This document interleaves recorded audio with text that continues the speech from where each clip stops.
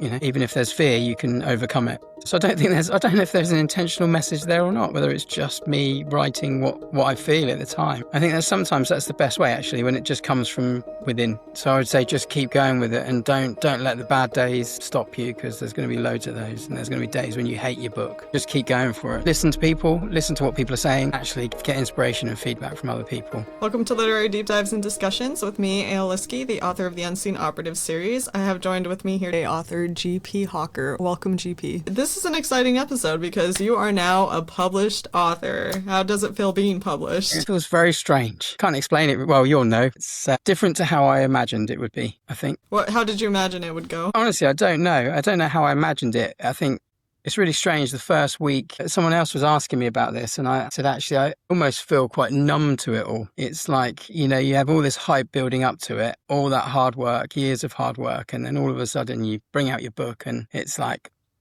okay, well, what now? What do we do now? I'm very excited by it, and I've had some great feedback, which has been brilliant. But yeah, I think it would take a few weeks to sink in properly.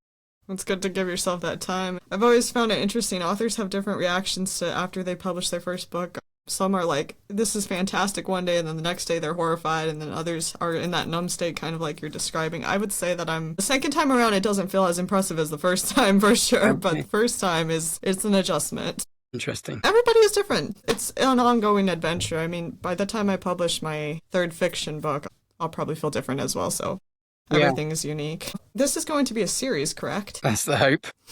That's the hope. I had started book 2 about a year ago, but then I took the book in a different direction. I went back to the developmental editor, or after it went to the developmental editor, and she sort of came back and she said, this could go so many different ways. And then that made me look at the whole book again in a different light, and maybe I should do it slightly different then. So I took it in a different direction, and so that means all of what I wrote for book 2 is useless, and I took out an awful lot of book 1 as well, an awful lot. Interesting.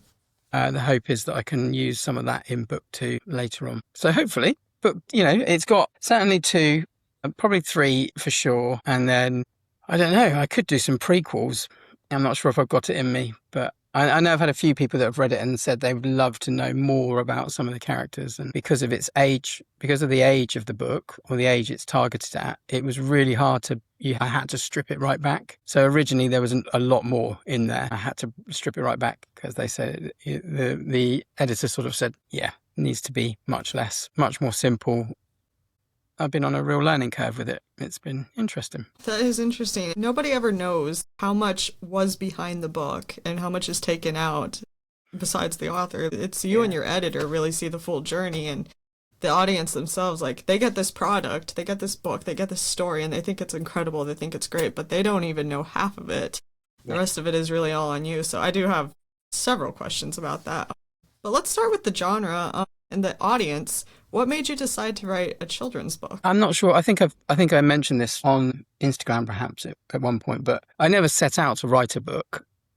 I used to own a shop, and people might watch this over again and be bored of what I'm about to say because they've heard it already. But I used to own a shop, and then one morning the name William Winch popped into my head as I was opening the door, and I was like, that sounds like a character from a book. So I opened my laptop and then just started writing, sort of in between customers. I just started writing to see what would come of it. And I had no idea, apart from the fact that I thought the name William Winch sounded like it would be a children's book. It sounded like a character from a children's book in my mind. I just sort of started writing. I had no background in writing. So I honestly had no idea what I was doing. I just wrote a story. And for the first couple of years, probably 3 years, it just sat at probably about 10,000 words. It was very small. There's hardly anything there at all. And then I showed it to my partner when I met her a few years after I started it. And she read the first chapter and was like, okay, I think you've got something here. You should pursue this. So I did. So I knuckled down and I started writing. And then when it went to the editor, I think I wanted it to be for a slightly older audience. That was my hope. And sort of, YA. When she read it, she was like, I would say this is 10 to 12. So I was like, okay, well, I'll go with that then. So then that made me change the style of writing even more when I went back to fix everything. And so I've got 2 kids. Well, they're 12 and 15 now, so they're almost past it. But it felt more natural to write children's. Everything I've tried to write from after writing this book has been, I've got a sort of few work in progress. And yeah, a few of those they've all been children. Yeah, just seems to feel natural to me. Not sure I I could write like an that. adult book. I think I'm the opposite. I don't think I could write a children's book. I'd love to, but yeah, you have this way of writing that I found very unique. I've read a lot of children's books. Actually, I have more fantasy, children's, and YA books on my bookshelf than I do for any other genre, which is funny because I write mystery. But you have this voice when you write where you really capture it from that child's perspective. I was taken right back to my childhood when we would be out in the backyard playing with sticks, and one of the siblings would yell, "Oh, now this is happening," and then someone else would throw something and this is happening, and we'd make up this magic system. Things would just be happening, but it was exciting and everyone was on board and we were all just connected. And I felt that so much with your book, that it was very connected to the youth. So I do think you have a very natural voice with that, but it is intriguing to me that you would be writing and your editor would tell you to, skim some things down. So what were some of those parts that you took out? Well, originally, I can probably give a little bit away, but not too much. But so originally, the kingdom was much bigger. So the kingdom of Cana, where they find themselves, was originally there were 5 major cities, and she was like, no, she was like, that's five city names or place names that the reader has to remember, and that's too much. She didn't tell me to take any of it out. She just gave me an opinion and just said, I think this is too much in my opinion.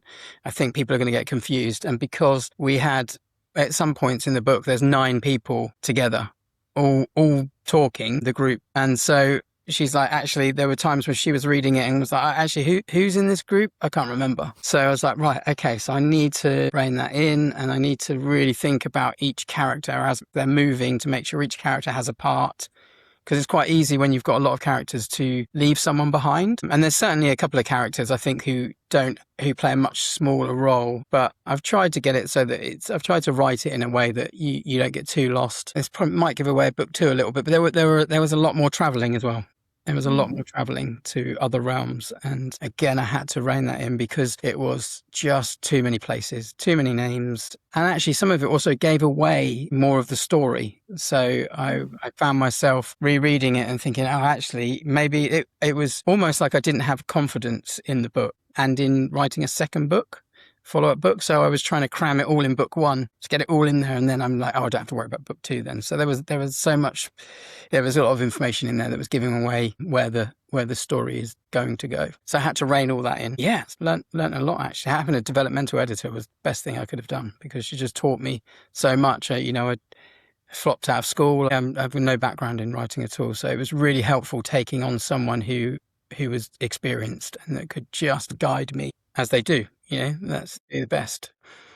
Developmental editors, I think if somebody is going to get an editor at all, do the developmental one. If you don't do a proofreader, if you don't do beta readers, if you don't do any of those things, just that is the point to go because they have this way of really seeing the story, and it's good to have that second set of eyes that is professional to be able to point out, okay, this is where the holes are, this doesn't add up, this is doing well. Like sometimes we need to know that we are doing well, and totally. It means so much. That's a really important point because if you're not told that, you can feel like you're just going around in circles. So it's really useful. It's really, really useful. I took on a developmental editor who has sold millions and millions of books. Well, I say millions and millions. I think it was 1.5 million copies or something of her book that she was involved in, or series that she was involved in. And she, being neurodiverse, as soon as I wrote to her and showed her a snippet of the book, she got it straight away and got me straight away. And although she was at times quite harsh, well, not harsh, she wasn't harsh at all. She was blunt, and she was quite blunt, and it was easy to get offended actually. But then the next section of the book, it would be praise. It would be like, oh, you've done this so well. This bit's written so well. Yeah, so she was very encouraging, and from day one, she was like, love the story, really like it. But yeah, you need to work on your writing. You're not polished enough. And I was like, oh, okay. So then it went from, it's been a year since it got sent to her. So it took me almost a year to work through the developmental edits and to get to this stage. See, I freaked out. I just completely freaked out when she came back to me. I was like, I don't know. It brings back the memories because I remember before I got an editor, I had my first round of beta readers, and I take my betas from college campuses, so this is like the upcoming authors of tomorrow, the agents of tomorrow. Like I want their kind of scrutiny, I guess. And the feedback was so harsh that I went frozen for like 2 months. I could not operate. I was like, this book it's terrible. I write like crap. I should just stay with nonfiction. I'm beyond myself. It's terrible. And it can be really painful to work through that, but being an author is that very thing, is you get this tough skin, you get the thick skin, you learn to take advice, you learn to weave through it, and then you have to do the patience of going through and editing things and changing things and the heart-wrenching removing things. But ultimately, it builds up confidence, wouldn't you say? Absolutely. It is key. It is, I think, like you say, it's easy to get offended, but it does build resilience, and it does give you confidence, because then you change the way you write, and then you can see how much better it is as well as you're doing it. You can see it unfold and the impact it has on the story. So yeah, it's key. I would say to anyone to go and get a developmental editor for sure. Absolutely. Criticism is, I don't know. It's quite hard. Actually, that's the worst thing about putting a book out there, I've found, is just what are people going to think about it? And I didn't do ARC readers. I didn't do beta or ARC. I didn't do anything. I literally just went, right, I've had 3 people read it, and happened to be my partner, my daughter, and the editor. And I was like, right, I'm going off what they say. So we're going to put it out there and see what people think. I think that's brilliant.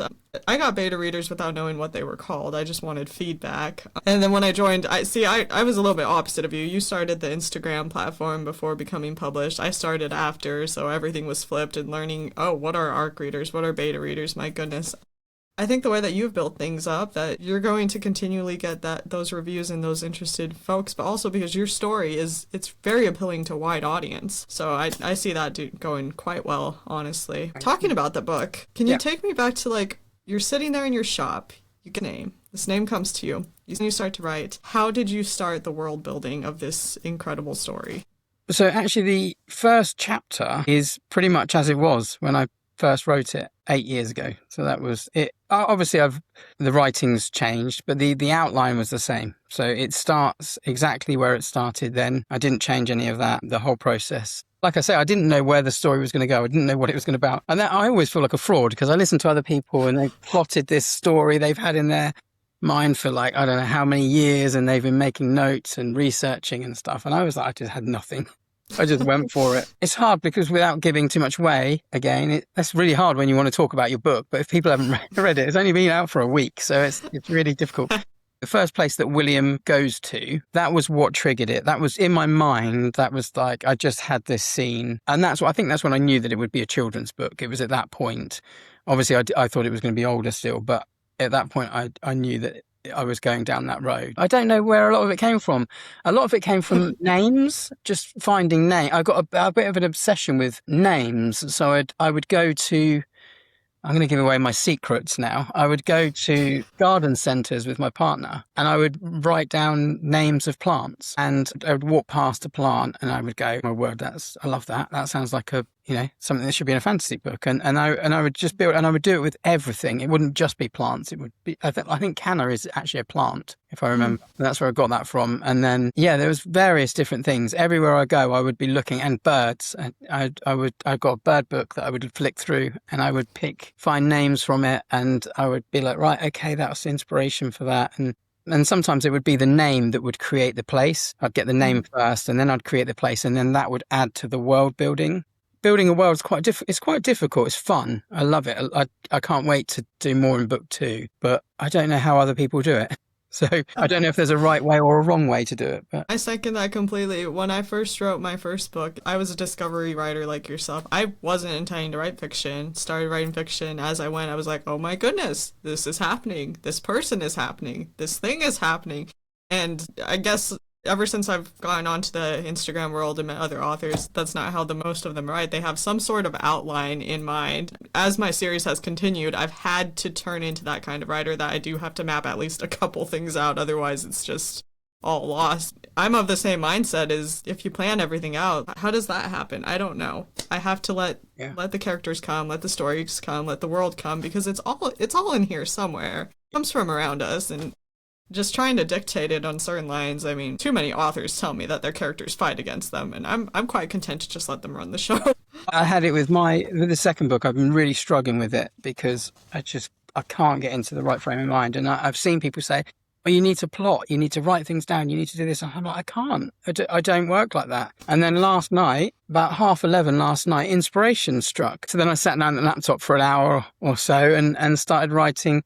Well, I sort of already had chapter 1 sort of in my head, but then I started writing chapter 2 and I was like, oh, okay, I think that works. It wasn't quite what I had in mind, but then but that's a starting point. And that's how I have to work like that. I can't just, I make notes on my phone when I have ideas and stuff, but I can't plot. It just doesn't work for me. Being ADHD, I think that's part of the way my brain works. It's going to come to a point, and that's when I'm going to go for it. Ted said it's at crazy times. I used to be a morning writer. Every morning, like, the ideas would hit me, I would start going for it. Now I'm a 1 a.m. in the morning writer that when it comes, I have to wake up and get up, and it's wrecking havoc on my sleep schedule. But what do you do, right? Just got a story. Your novel, it has a lot of interesting themes in it. I don't know if those are intentional or not, but for example, there's a lot that's discussed about fear and a little bit of humility. So I was curious if you had some deeper message that you were trying to embed in there for the children without necessarily giving all the details away. I think probably not intentional, but I think probably some of it comes from me.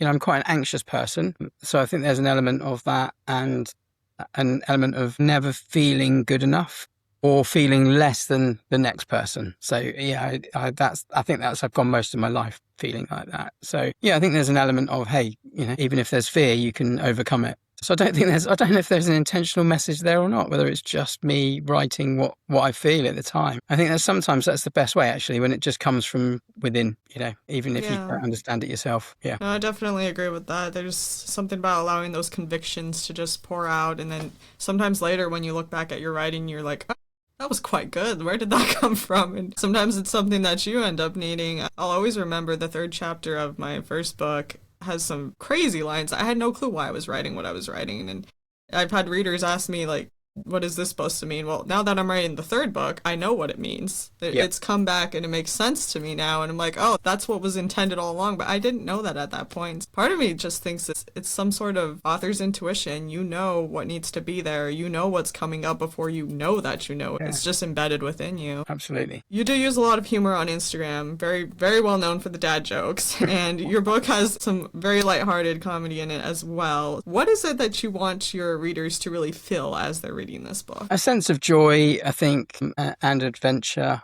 Actually, a lot of people have mentioned the humour, which I didn't realise people would get it. I didn't think people would get much from it, but obviously it's adults reading it. I've not had.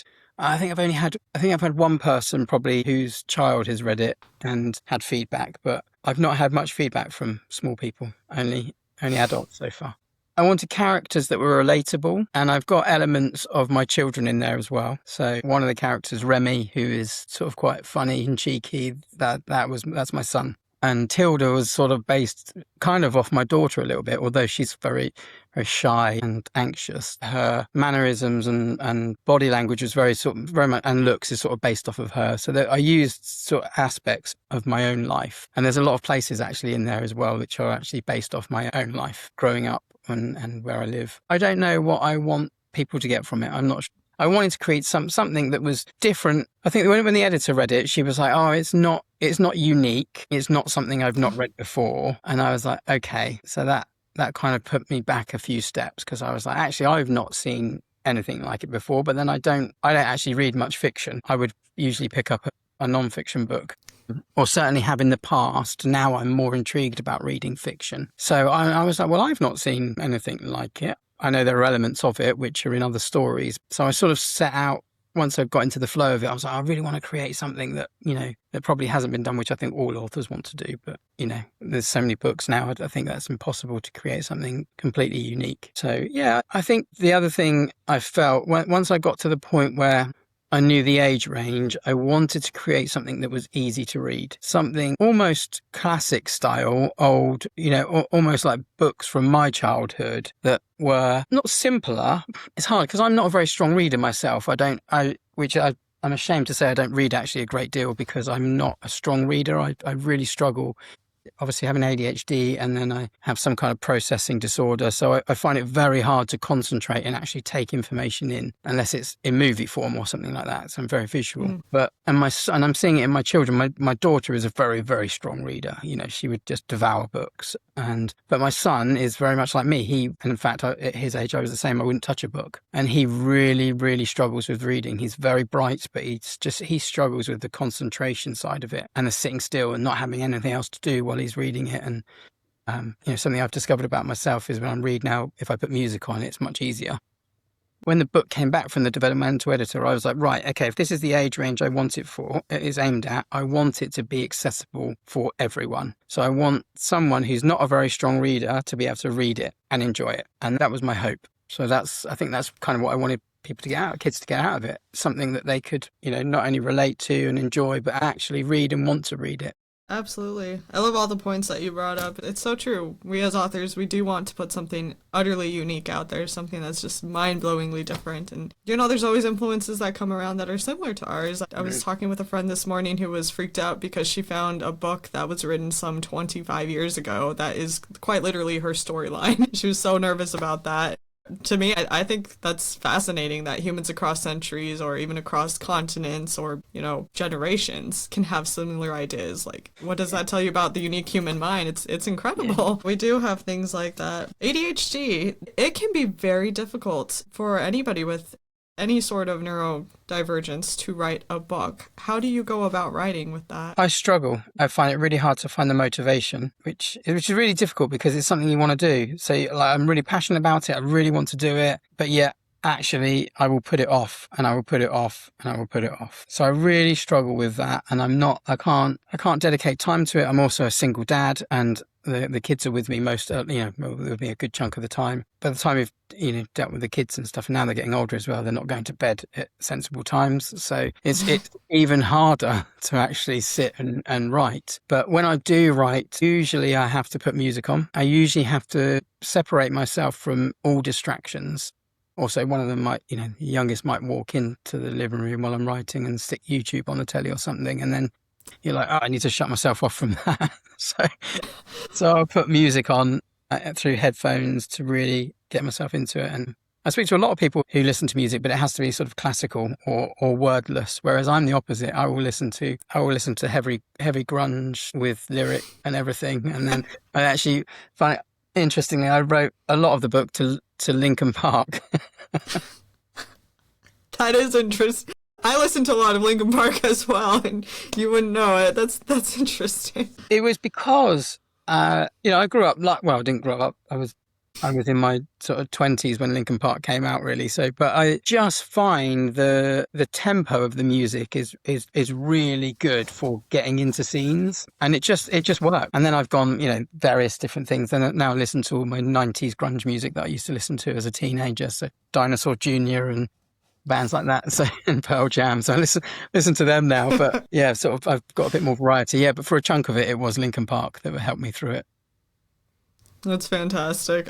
The other day, I've never written with music playing because I usually have to, I'm drowning out the neighbors in our townhouse now, so I've got my earplugs in or whatever. But I did listen to some songs the other day, and it did help me. I'm thinking this third book is going to be one of those ones that I might need to try that method. Every book that I've written the writing's been different.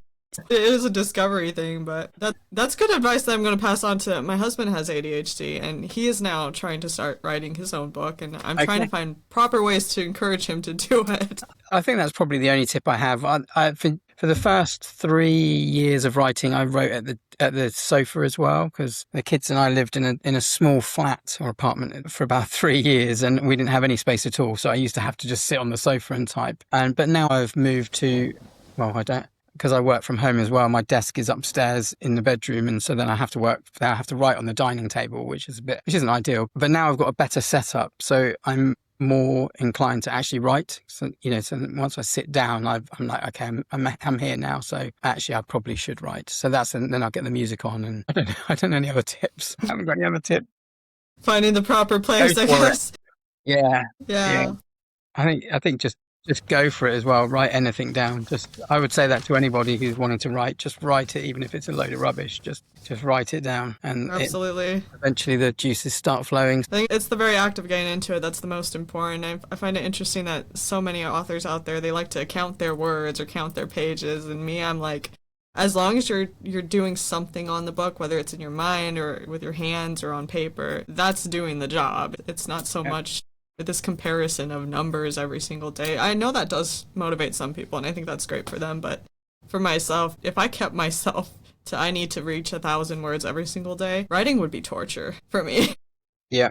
But yeah, same. that to each their own, right? Yeah, I couldn't do that. I couldn't set myself that goal every day because I would fail and then I would beat myself up about it. And then it would put me off writing. So yeah, I can't. I've just got to go for it when I can go for it and hope for the best. These locations that you gather inspiration from, what are some of your favorite ones? I have a really interesting story, actually. The beginning of the book, so book chapter, you've read it, haven't you? So chapter 2, which I think I can say starts off at the boys' home. Originally, I was trying to write it where I grew up, at the road that I grew up. And I just couldn't get the details right. And it was making me angry. I was like just getting really annoyed with it. I was like, because this isn't what it looked like. That's not what it looked like. That's not how it felt. And then I was like, okay, this is becoming too personal. So then what I did is I took elements of that and then wrote this village. And then probably about 3 years ago, my partner and I went to the village, which is literally next door to my village. So as you know, over here in the UK, we just have lots of little villages. A lot of the time we have towns and stuff, but the village next to mine, we just went for a walk. And as we drove up the road to go and park, I was like, this is the beginning of my story. This is it. This is their home. This is the village. And I was like, everything about it, although a lot of it was fairly complete then, but then I had a physical picture that I could add elements. So at some point before the summer's up, I will do a video that I'm hopefully going to do a video that I'll share on Instagram of me walking there in their footsteps. That's the hope. So it's everything, the pub that's mentioned in there, the railway bridge, it's all in this village. The forest that's mentioned as well, not early on, but later on in the story. About chapter, I don't know what it is, 6 or 7, something like that. Anyway, that's, again, I'm trying not to give much away. I can name the forest. It's called Woodrow Forest. That was actually based on a forest, or it was only a woodland, actually, not far from where we grew up. And my dad used to work there. He was an electrician at the time, and he used to work, there was a house there, and it had a swimming pool. And there's actually an encounter in that woods that William has. I don't know if you can remember. He has an encounter in the night. That was actually a story that we were told as kids. Oh, really? Yeah. That was a story that we were told. I don't know whether should I mention it? I don't know. Would it give too much away? But I could say it's a ghostly encounter anyway. And as kids, we were told about this. It was just a story that just went around about this person, this ghost. And it always stuck with me. And when I got to that scene, I was like, this works so well. This is like, this ties in with what's to come. And I was like, it just worked. And I was like, I love the fact that I could do that I could put parts of my own life in there, but not actually basing anything off of me. There's no characters in there that are based off of me at all. I don't write like that, just including little bits. I think that is one of the neatest things about writing a book is that you have that ability to incorporate these special elements that are from your life, without it becoming something that I am so singularly attached to this is about me, this is actually a memoir kind of writing. To me, that's the most powerful part of having these discussions, is discovering this from an author's perspective, because the reader doesn't always click into that, but then when you learn that about an author, it's like, oh, this is neat. This is extra neat. Yeah.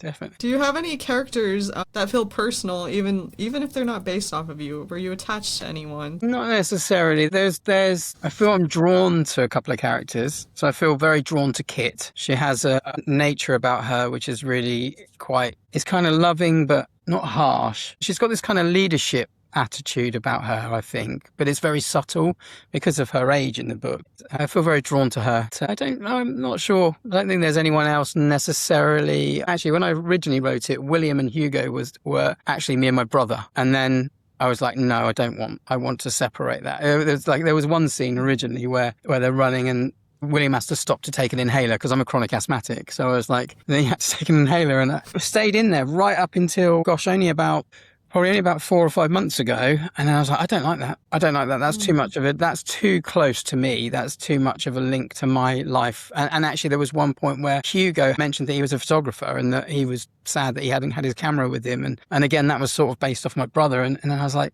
no, don't like that either. But it took me a long time to get to that point where I could just go, no, this needs to be separated from me personally. Otherwise the book will never get completed, because then you just keep adding, things don't sit right because you can't write them how they actually are. So I don't put myself intentionally in any of my characters, but my mother reads my books and she's always saying, this is just like you and this is just like you. And I was like, stop it. That person is based off of these 3 other individuals that live so-and-so places, and it can be rough when things are suspected to be based off of you, whether they are or not. I completely understand that much. You don't want it to be completely connected to you. And frankly, like, when I look at the complexities of my characters, I don't want them to experience what I experienced, because they can't. If they were going through what I go through, it wouldn't be the story that it is. And if I was going through what they were going through, I would die. I can't handle what they handle. So there's definitely a separation of elements there, that is for sure. For you, how does your writing impact your regular life? it doesn't too much, only if there are times. I think when I was getting to the end of this book, it impacted my life because I had deadlines, which I don't normally do. But of course, you agree with an editor, they're going to start at a certain time or date. And then so you want to get it done by that time. So then that's how it kind of impacted it a little bit, because the kids want your attention. And then you're like, well, no, I can't, because I've got to actually do this, because I work full time as well. And I'm a carer for my eldest, who is autistic and is homeschooled. So she's with me every day. I kind of don't get that much time. But then when you do get it, and, it could be on a Sunday, and you're like, I've got to do this. And then the youngest one will be like, well, I want to go out and do something. Can we go out and do something? So it can have an impact. I think that's partly the reason why it took me so long to write it, actually, because it seems ridiculous. When you read the book, you think, well, why did it take you 8 years to write this? This is mad. But I went through some very big personal life-changing circumstances. And actually that was what triggered me to actually really knuckle down and write, because I ended up having a bit more time on my hands to do it. But I think that's probably why it took me so long, being a single dad and working full time. I think it was just, at times, actually the writing became a bit of a burden. It's amazing to me, especially when I meet folks like you who are single parents and they are writing books, and it's interesting to me how there's this connotation that everybody expresses or seems to believe is out there, that the longer you take to write a book, the worse off it is, or, you should be writing faster, because in this day and age, everything is like so instant. Everyone thinks everything should be instant, but to me, it's the most powerful stories are curated over time because of these experiences. For myself, like, there are certain chapters that I cannot write, and I'm prevented from writing until certain things happen. When I started writing the second book, I was literally at a standstill for about 3 weeks. I could not write a certain thing until something happened in my life that needed to happen in order for me to write those things. Moving across the state helped me write my bonus chapter for my newsletter, because there's a serious life relocation that happens in that. So to me, I think it can be such a struggle sometimes to give ourselves grace as authors, to say that, as I care for life, that's going to take care of my writing as well when those pockets come. And even though it requires this patience until we can get that time again, and it can be really grueling, to me, life is what makes our writing powerful, instead of just always having consistent time to write. Sometimes It's the less convenient that makes it worthwhile, if that makes any sense.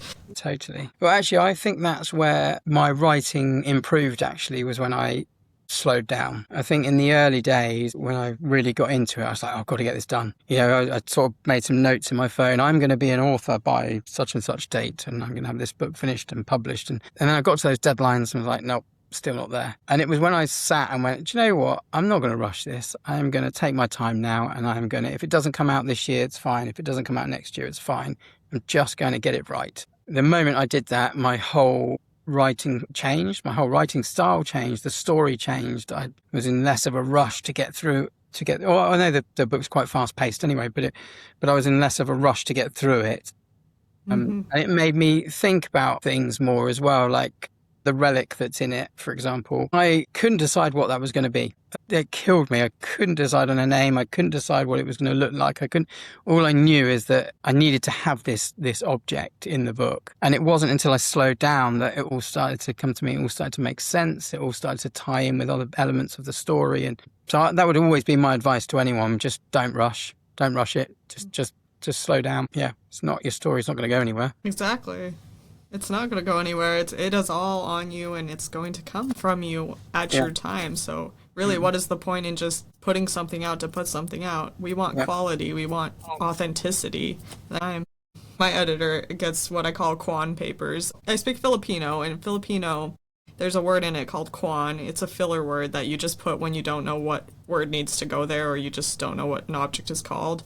Wish there was something like that in English. I will have portions of my book that they'll have to be a name of someone or something that I don't know yet. And so quan is there and it will stay there until it hits me. Sometimes, like with my last book, it was in the third round of editing that the quan came to me. And so I go through and I insert the proper name, but you can't just pick something and go with it. I know some authors do that. They just, Google something, toss it in, but for me as an author, I'm like yourself, just let it come when it comes and put it in. Who are you outside of writing? That's what everybody's curious about. You are this funny Instagram person, you have this incredibly writing life. Obviously you work full time, you are a single father, but who is JP? I don't know. Probably quite boring, actually. Probably not what people think. I'm probably, all my humour comes out on camera. I don't really know. I don't lead a very exciting life, I don't think. Just very ordinary then. People think I'm secretive because I was with my book for a long time. I didn't tell anyone anything. And that's because I didn't want to, not jinx it, because that's I don't believe in that sort of stuff, but it was more, I didn't want to put that added pressure on myself. So I kept everything hidden as long as I possibly could. I'm like that. I'm an introvert, which I think people find really hard to believe because I'm always making stupid videos, but I find it quite easy to sit in front of a camera because, as far as I'm concerned, there's not an audience until you've published it. So I can be as ridiculous as I like. But yeah, I think my partner regrets suggesting that I take up Instagram because that was her suggestion. We don't live together, but she said to me in the early days, if you're going to take it seriously, you really probably should start promoting yourself now on Instagram. And I was like, what? How do I do that? What do I do? I'd had social media before, and I'd ran businesses. So I had an fairly successful business, which crashed in COVID. And I was like, I don't know what to do. So initially I was just like posting pictures of nature. I was like, I really don't know what I'm doing here. I've got no idea. And I sort of found some authors and was like, okay, getting a bit of a grip of what people are doing. And I was like, I still don't really know. In fact, actually, my first reel was on the 14th of August. So on the 14th of August, I'm going to share my first ever reel. And that was the first time I showed my face ever. And then it was, and I think it was probably about 4 or 5 weeks after that, I shared a stupid reel, me doing some silly voiceover, and it got the most amount of hits ever. And I was like, oh, okay. Well, that feels comfortable. That actually feels quite comfortable to me. So maybe this is what I'll do. I'll take on that role. And so that's what I did there. I'd say it's kind of different to my real life, but it's not. My partner would say that's me. I'm just stupid most of the time when I'm not miserable. I'm just, she'll say that she's watched a couple of videos of me and gone, oh, that's just what you're like all the time. I don't really have many interests anymore these days. Life is quite difficult. I do think that Instagram, it provides, all social media in some way provides this little outlet of just expressing a little bit of our best self, putting our face out there and getting to know people. And I mean, for me, it's become just, I wouldn't say an entertaining community, but a supportive community. Just, it's fun to go on there to see people. Like, I love your reels because they give me a little laugh every day. And sometimes that's really what I need because, like you said, life is hard. Life is crazy hard and it's not all glamorous. And like some people think it is. They look at us and they're like, you're published authors. Like, your life must be fabulous. You're signing books all the time. You're selling things all the time. And not really quite it. We're just normal humans making our way and creating worlds along the way and putting it down on paper, yes, but it's not like this life isn't like something fabulous like we're pop stars or something. And I don't even know that any of us would actually want that, but we do always want something better, that is for sure.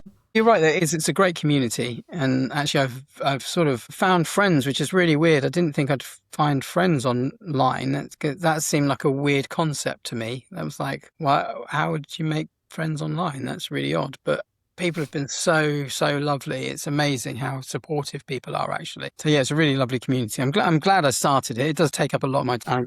Yeah, typical ADHD dopamine hit. I need the little red heart. Yeah. I need that, otherwise I can't get on with my day. And then it's like you're constantly looking for it then, which feels a bit sad. On one hand, I'm a bit upset that it's taking over quite a lot of my life. And then on the other hand, I'm glad it's taking over a lot of my life because I'm meeting just incredible people. Mm-hmm. And actually, I think it seems silly because like you said, I started Instagram before finishing my book. Actually, that was part of the drive, seeing that it was possible. I knew nothing about self-publishing. And then it was just watching other people go through that process, and you're like, oh, okay, right. So that, you still have to do the research yourself because no one really gives too much away. Well, they don't give the real in-depth process. You have to find it for yourself. But it was just things like that made me go, oh, okay, that's how I do that. Or I think I messaged someone and asked them, how did you get your book here and there? And then they just sort of come back and tell you, and then you're like, oh, great, okay. And then I try and do the same when people ask me questions. I try and give them as much information as I can. Yeah, so it's actually really helpful, really, really helpful. I know it's got a lot of negativity towards it, but there is an awful lot of positivity. Honestly, what you look for is what you get. And in my case, the only reason I didn't start it before was because I was busy working this utterly insane job and dealing with family dynamics, health dynamics. And I mean, I was never going to publish a fiction book, so why would I need Instagram kind of attitude? Which, of course, now I'm like, I could have had it back when I published my first nonfiction. What was I thinking?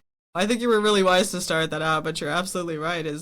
It can be a very, very positive place. We have so much control over what we see, who we engage with, and if you want to find support out there and proper information, it's out there abundantly. So, like myself, I'm so blown away to have friends across the world and like-minded people, whereas the community that I was at, there was more cows than people, so where are the friends, It's a wonderful thing.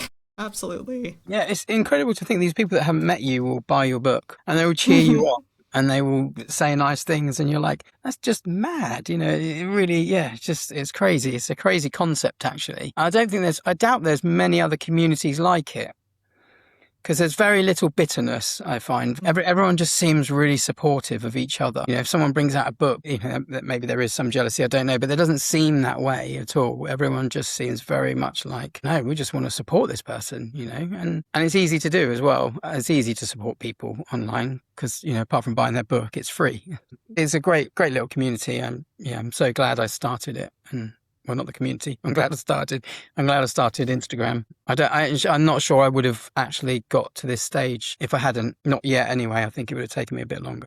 I think at the core of it, we all need some sort of support. We need some sort of community to really help us, to push us forward. Like, that is what motivates us. That's what helps us to stay on track. I mean, some people have that in real life and a lot of people don't. It's just important, regardless of where you are, to have that kind of framework to hold you up. So I'm glad that you found it on Instagram. I think that's a good piece of advice for anybody out there that's aspiring to be an author, is find your community, find your people. Yeah. Definitely. About being an author, I would say just go for it. Just don't let anything stop you doing it. Just literally just go. It doesn't matter how bad you think you are. Just write down everything, anything and everything.